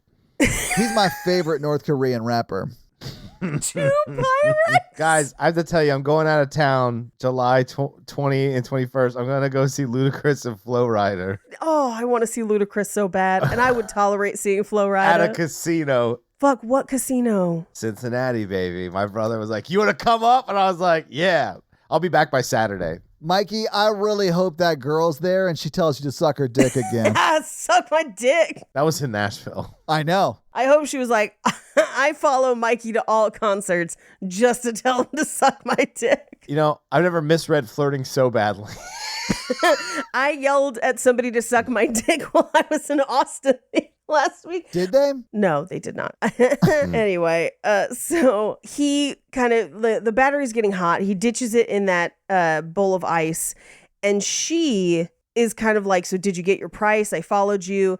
And he realizes she's about to give him away. And she clicks the trigger and he says, that hurt more than I thought. Yeah. The betrayal, I guess. Yeah, it's the betrayal. Yeah. Yeah. And she says, I'm going home. And they said, if you turn yourself in, they'll protect you. And he's like, you dumb bitch. Yeah, he's like, what did I tell you? I've been gaslighting you about this specific thing all movie. They killed Kennedy. Like, what? Do you not know about Powers Booth? Oh, God. Anyway, so she goes home. And Paul Dano is like, hey, you know they're still going to try and kill you, right? Like, you know too much. Like, you've seen the inside of the hive. And she's just like, nah, I think I'm going home. You seen inside the honeycomb is what he says. Yeah, And I inside the was honeycomb. like, I do like me some honeycombs. I do. It's delicious. But the cereal, the natural food. Oof. Yeah. At this point, Tom Cruise takes off across the roof. They shoot him into the canal. They shoot him and he falls into the canal. Ta-da! He climbs into a cannon and just like, No, that is not what happens. Although he doesn't, I don't think he gets shot. Like we just see him shooting at him. Yeah. But they're stormtroopers or whatever. Yeah. So he falls. He just, I think, fake falls into the water. Like he did He get really shot. falls. He did not Well, fall into no. the I river. think he fakes getting shot. Like we don't see blood or anything like that. Like he just falls into the water and then swims away or dies, quote unquote. Yeah. Anyway, they allegedly take her home. They go to take Paul Dano home, but Peter Sarsgaard, not Skarsgård, has him in the car and he shoots the other guy and is like, yeah, we'll see you in Spain in 2 days. I don't have the battery, but I got the guy who made it, so we'll go. I got the next best thing, right? Yeah. Yeah. I honestly think that would be the best thing. Yeah, right? It is the best thing because the perpetual motion machine is about to blow up and it has been getting hotter over the course of the movie. Right. Just like me. Yeah. I mean, I think it's more just the confidence that we can see from the inside. Honestly, it's the only one with a real glow up in this movie is the perpetual motion machine. Yeah. It just gets hotter I'll give and you hotter. some perpetual motion. What's up? For a whole 3 minutes. Anyway, so she goes home. She goes to her sister's wedding. She keeps the car that she was going to give her sister because her sister just wanted to sell it. Which I thought was funny because her sister was like, can we just sell it? And she was like, no. And now you're not getting it. Yeah. I mean, she doesn't say that, but that's what happens. Yeah. Anyway, she's like, I don't know, maybe Roy's not dead, whatever. She tracks the address his phone was tracking and finds his parents' house. Yeah, well, she doesn't know it's his parents' house until she like goes and like pretends that they ordered thinks it's a some safe house, equipment. Yeah. Yeah, she thinks it's a safe house, which she also gets in a mini car chase to get there. Yeah. Or does she? Or does she just cause an accident and hit and run strangers? Or do you think this may just be some sort of psychotic disorder episode that this woman is going through that starts at her plane trip? Like a Jacob's Ladder situation, like they died in that plane crash. Yeah. And months later, we'll just find pieces of that plane. And by will, I mean, Blaine. It'll Our be Blaine that Gibson. finds Blaine it. Gibson. He's so good at Gibson. finding planes that have Plain crashed. Gibson, plain detective. Oh God. Anyway, but at her parents' house, she finds out that his parents have won Publishers Clearinghouse twice and the Lotto twice, even though they didn't remember buying tickets or anything, or signing up for it. And it's just Tom Cruise giving them money, like secretly in a way that they don't suspect. Yeah. Yes. But she asks about him and they're like, we don't know who you're talking about. And then sees his picture on the mantle and they're like, oh, that's our son. He died in a helicopter crash because he was in the service. Like in Kuwait or something. Yeah. Yeah. And so, or I think it was Kosovo. I don't know. Anyway, so like she realizes that he basically faked his own death and has a new identity to be a secret agent. And this is how he takes care of people. Yeah. So she then calls her own answering machine and is like, to whoever is listening, I have the Zephyr and I'm ready to make a deal. It just has like a D battery out of a flashlight. Yeah. But of course they kidnap her immediately. Like, yeah. They kidnap her instantly and they take her to Sevilla, Spain, where I have been. I have been to Sevilla. It's very pretty. Yeah. That's not where the running of the bulls is, though. That's in Pamplona, and I don't know why. And I'm like, it's famously in Pamplona. I know. Why did they I establish don't know this why. as a different city, but still show the bulls running? Just say Pamplona. Yeah. Like, I don't know what's happening. I did think it was bull, though. You're right. Yeah, it's bull. They take her to Antonio Quintana's house, and he's just like, hey, so you're pretty stupid and just brought a regular battery, so I'm giving you truth serum to see what your damage is. And like with the truth serum, she's just like, I don't like you very much, but I love him, and I feel like he wanted me to hear that phone call so that like 4D chess, and then I would come back or whatever, and maybe we can like get married and have babies or whatever. And the guy's like, oh, you're full crazy. Like, yeah. If you scare an international crime lord because of your truth, like you've got some issues going on. live your truth, girl. Okay, not that much though. Like, Yeah. Your sisterhood of the travel pantsing it yourself. Like, stop. You're doing too much. Yes. I do love that this movie, like, legit has it all. Like, it has gunfights. It has high-speed chases. It has truth serum. This feels like it wants to be True Lies so bad. Oh, True Lies is Lies streaming now, and I fucking love True Lies. Yeah. So Peter Sarsgaard shows up, and he's like, no, I didn't bring Paul Dano. Come down to the river, and I'll give you Paul Dano. But Paul Dano's fully in his trunk the entire time. He's just in the trunk of his Miata or whatever the fuck. Yeah. Yeah. And also, how does he hotwire the car from the trunk? He doesn't hotwire it. He makes it like... he just fucks with the electric components. So like the wires are going. Yeah, the wires to the back. But then he manages to crash it. Oh, I think he just crashes it because he had given up on driving. I don't know. I mean, don't know. it doesn't. The whole thing is like everything happens because the plot needs it to happen. I don't know. Yeah, it's a bad movie is what it is. It's great. So Roy... It's a great movie. It's not a great movie. Roy shows up.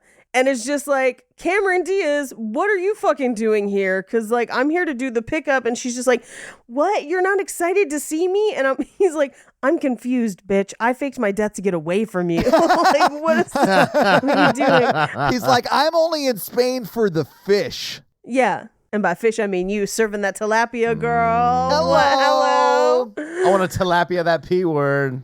To slap you, Mikey. To slap you. It was right there the whole time. God dang it. Oh, God. Anyway, so she's like, I think I feel like having sex. I think I feel like having sex with you. I think we'd have great sex. And he's like, you're on drugs. Yeah. And she's just like, but why aren't you happy to see me in the middle of a gunfight? And he's like, oh, fine. Let me like kiss her calm, I guess. He does like walk over there very romantically in the middle of a gun battle and kiss her. Yeah. It's like hilarious and also heartfelt. Yeah. No, I don't think it's heartfelt. I think it's ridiculous. Anyway, they drive out to try and follow everybody that's gone down to the river to trade off Paul Dano. But they're like on a motorcycle, the two of them. Yeah, in the midst of the running of the bulls, which I was like, not here, but also there's like fences. It's like a whole, I was like, why? This is ridiculous. Dude, when they drive out of the compound that like the crime lord is living in, that they were at, and they don't like open the gate, they like blast through the door, like the wooden door in the gate. Like it looks hilarious. It looks like an American Gladiators like stunt. Oh, don't you talk shit about the gladiators. I love that documentary. That documentary It was amazing. good. It Yeah. was so good. Anyway, they chase Peter Sarsgaard down to the water after losing all of the Spanish gangsters in the bullfighting arena. Like, they make their way through the arena and then the bulls get out and just fucking destroy a car. Yeah. I mean, that's how the crime lord dies. He gets trampled while in a car. Yeah, but that would have killed some of those bulls. Oh, for Yeah. sure. Yeah. I yeah. mean, and they're shooting at each other. Like Cameron Diaz is like sitting the opposite way. So she's looking over Tom Cruise's shoulder. Yeah. Because he's like a little baby in her arms. Yeah. But like he's driving the motorcycle and she's shooting behind them, right? Yeah. So they can grind privates. Yes. Yeah, that's what it is. I was like nuts to butts. I was like, no, that's the other way. Yeah, they were nuts to butts, but now they're P to D. P to D. Yeah. Now they're penis to dick.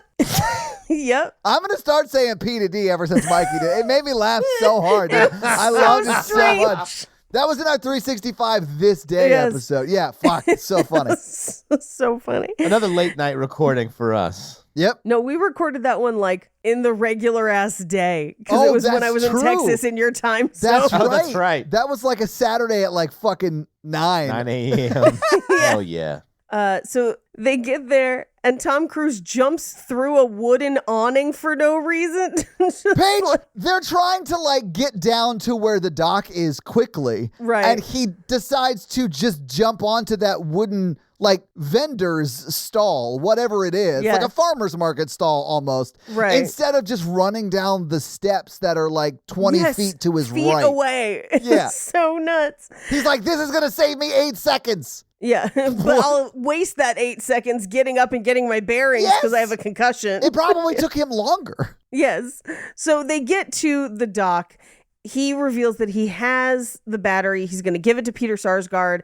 And Paul Dano's like, no. And he's like, I'll just make another one. And Peter Sarsgaard's like, oh, what if I just shoot you then? But in the midst of that, Paul Dano faints. Peter Sarsgaard flies away with the battery. Peter Sarsgaard does shoot. That's important. Yes. Yeah, he hits Tom Cruise. Yes. I do like the way that's revealed, though, because Tom Cruise is like talking to Paul Dano. He's like, you're going to be fine. And Paul Dano's like, am I dead? And he's like, no, you fainted. You're going to Yeah. be fine.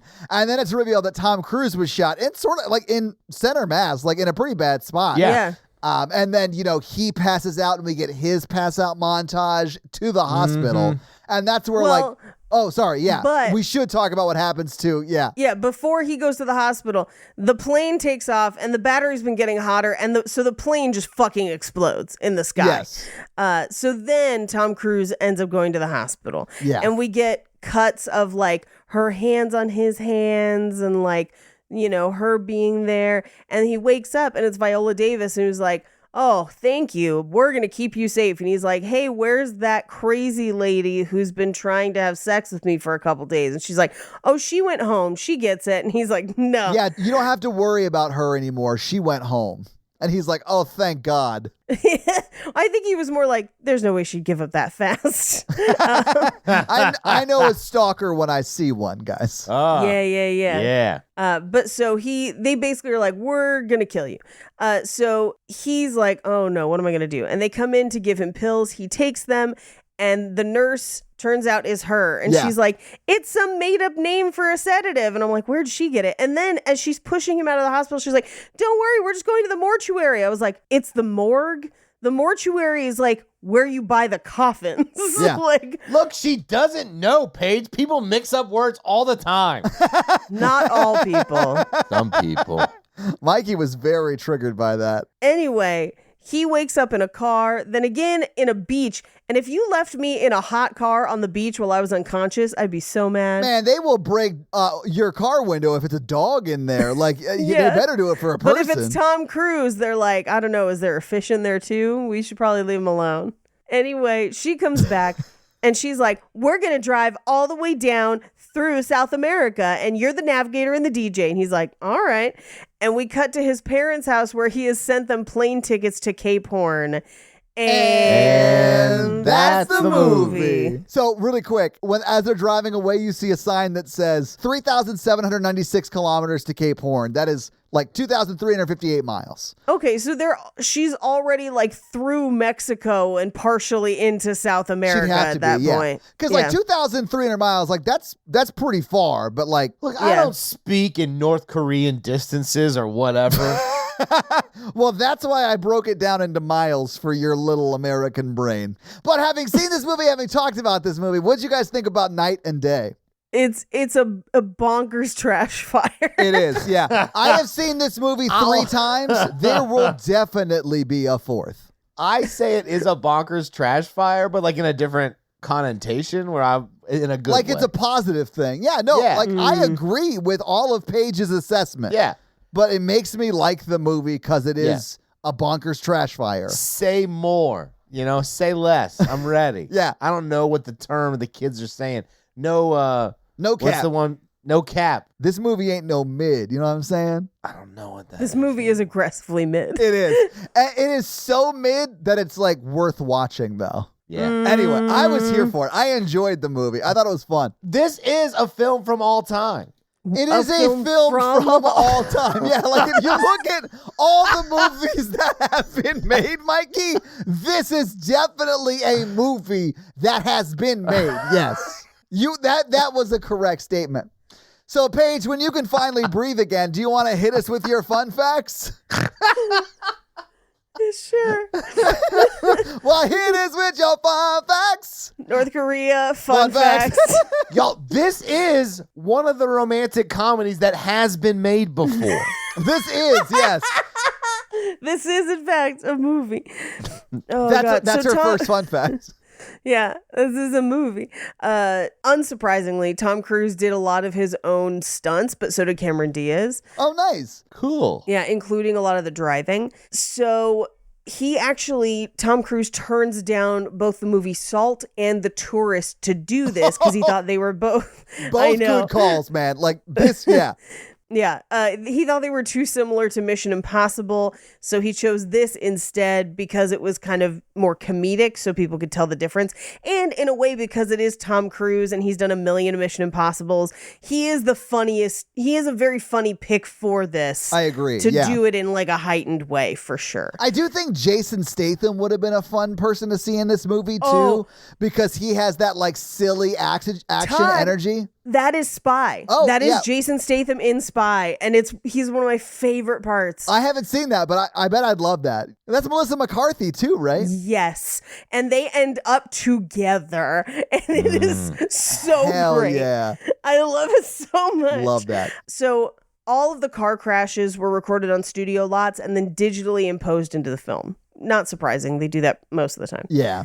Now, when he discovers Simon's messages, he actually misses multiple other messages in the shipping container. One reads, "You are late," in addition to the train one. Paul Dano being passive aggressive over here. Yeah.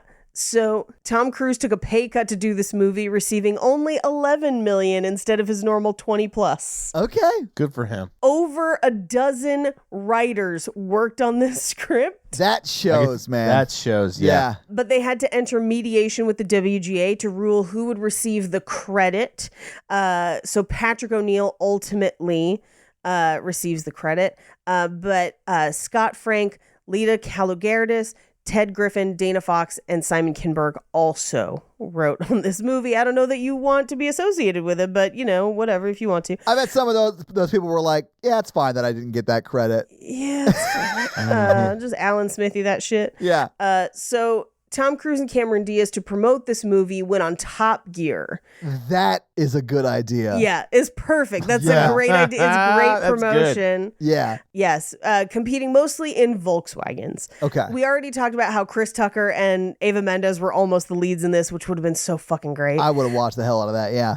So now in this movie, it's implied that Tom Cruise's last name is actually Knight. Yes. But there's no connection to Cameron Diaz's character and Day, except for the fact that Diaz is a homophone of Diaz, which is Spanish for days. That checks out. That is There you go. awesome. So This is the second movie in which Tom Cruise and Cameron Diaz have co-starred, the first being Vanilla Sky, the second being Minority Report, but Cameron Diaz was only a silent cameo. She's one of the posters, I believe, is what it is. Oh, no shit. Okay. Yeah, like she doesn't speak, she's just seen. Kind of like this movie. So the 18-wheeler driver, the guy driving ahead of the plane when they land it, was actually just one of the lighting crew. And when the original actor hired for the role finished his work for the day, the director approached the crew member and asked if he would do it instead. So apparently they hated the original guy. So they put that crew member in just for the section where he's like, "Here I am, rock me like a hurricane." Yeah. Which, what kind of personality do you have to project for someone to be like, you look like you could scream an 80s power ballad? I feel like I put off that energy. I think so too. Real truck driver in the Midwest energy. You don't pull off that energy. No, but I could definitely belt out some 80s power ballads at karaoke. That is true. I've been to karaoke with you. Yeah. The manta ray looking aircraft that attacks his island is purely digital and not based on an actual plane. Oh, really, Paige? How shocked am I right now? It was supposed to be a drone fighter, essentially. Have they never seen a drone? Now, a few years later, they actually remade this movie in Bollywood with different actors and a slightly different story, but based on this movie. And that movie is just called Bang Bang, which I think is great. I can't wait for my pick for next week. We have not done a Bollywood movie, and we should do at least one at some point. They're wild. I love them. So this is the first movie where Paul Dano and Peter Sarsgaard starred together, but they have actually also been in Night Moves, The Guilty, and Batman. Technically, Dano's character kidnapped Sarsgaard's character in Batman. Batman, yeah. I need to rewatch that Batman. Reversing it from this one. Yeah, I liked 2/3 of it, but I really liked the 2 of those thirds. So Gal Gadot, Peter Sarsgaard, and Paul Dano would actually all go on to play DC comic characters, with Gal Gadot being Wonder Woman, Peter Sarsgaard playing Gil Coulson, and also Hector in the Green Lantern, although that was an edit, so it's kind of like an after thing. And then Paul Dano, of course, played the Riddler in the Batman. And those are your fun facts. Well, thank you for those fun facts, Paige. Let's talk a little bit about box office. So what do you think the production budget was for Night and Day in 2010? $70 million. Okay. Mikey, do you want to guess? 50. I'm going to say 50. Okay. I think those are great guesses. The actual budget was $117 million. Jeez. Which is hilarious to me because that drone looks like a paper airplane, like a kid is pulling on a diorama somewhere. Somebody took a lot of money from It's called some people. Embezzlement. I don't know what it is, but like the money is not all on the screen. Although I think the movie does look good, but $117 million is $163.7 million today. That's like Avengers level money. Yeah.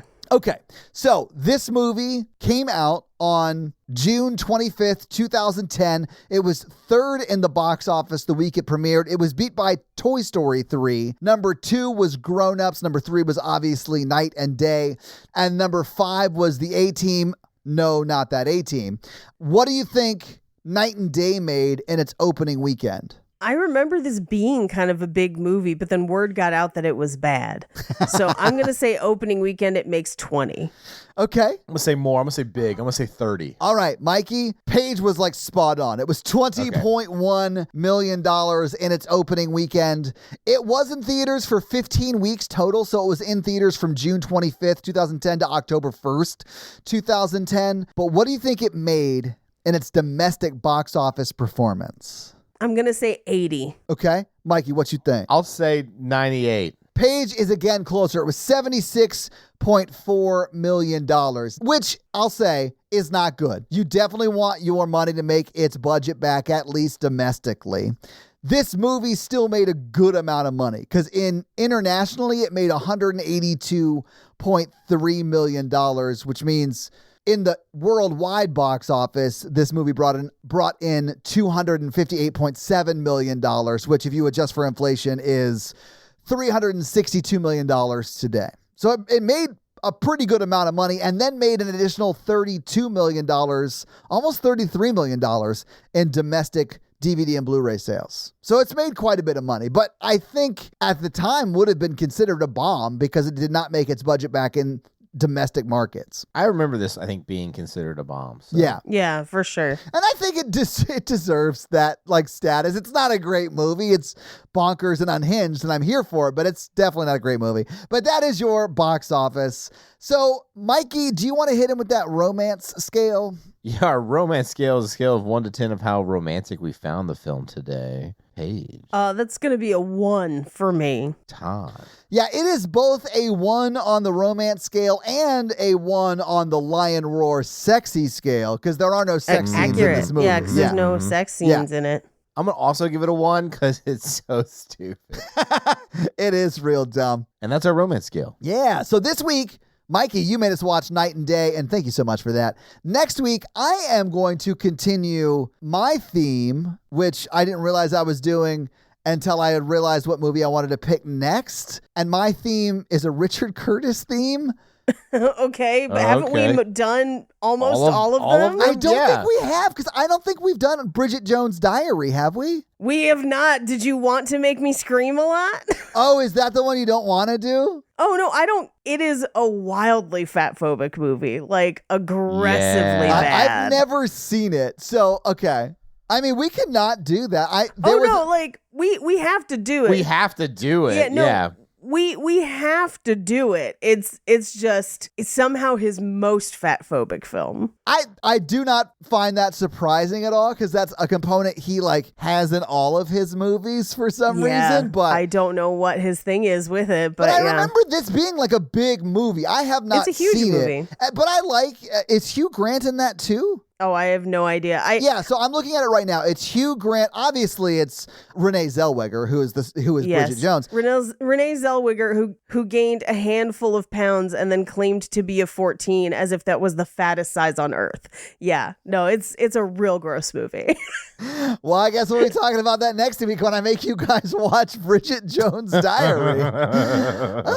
So, Mikey, do you have a review for us to read? Oh, I appreciate everyone's reviews coming in. Oh, please review the movie as well. Podcast as also well. What? He was trying to say, please review the podcast as well. Toast. I smell toast. But he had a stroke, I think. Jeez. I smell toast. I think I've hit a wall, so I'm going to go with Marcia Mello 92. Well, what does Marcia Mello 92 have to say? Title of review, hits all the right spots. Oh, that is possibly a perfect title for a review of this podcast. So what does Marcia Mello 92 have to say? Whenever I'm feeling down, this trio of romance lovers can bring a smile to my face. Heart emoji, 5 stars. Would we call us romance lovers? I would in my real life. Hello. I've always thought of this podcast as the opposite of Horror Virgin, but for Paige, right? Yeah. Because Paige hates rom-coms, and so we force her to watch them every week. Yeah. That checks out. But Marcia Mello 92, thank you so much for that awesome 5-star review. And then I'll drop in plugs and Paige will say. So, guys, if you like this power throuple that we have here on this podcast, make sure to check out our other podcast, The Horror Virgin. And that is the only other podcast that Mikey and I are on. But Paige gets around, and she is on 2 other podcasts, Black Card Rehab and Cult Podcast. So, guys, definitely check out those because they're amazing. If you want to follow us on social, we are at Romancing the Pod Show. Yes. On Instagram, and we are at something else on Twitter who I just have never taken the time to learn It's just Romancing Pod Show because they have a character limit and it's show SHO like Showtime. So guys, check that out as well. And if you want to follow us all individually, Paige is at Rampage Wesley everywhere, including TikTok, except for Twitter, where she is at Paige Wesley. Mikey is at MRandolph24, and I am at Todd J. Awesome everywhere. And guys, we got a P.O. box. So if you want to send us some love letters or whatever you might send to a P.O. box, it's actually not a P.O. box. It's like a regular street address. It's pretty awesome. It's 6688 Nolensville Road, number 108-34, Brentwood, Tennessee, 37027. So send us some stuff. Yeah. That's going to be it for us, you guys, and Paige. I'm Mikey. And I'm Todd. And you complete us. To completion. I want to get between your 38th parallel. That's where my bra strap is. Cameron Diaz is in this movie Miss Impossible to get rid of. Bye.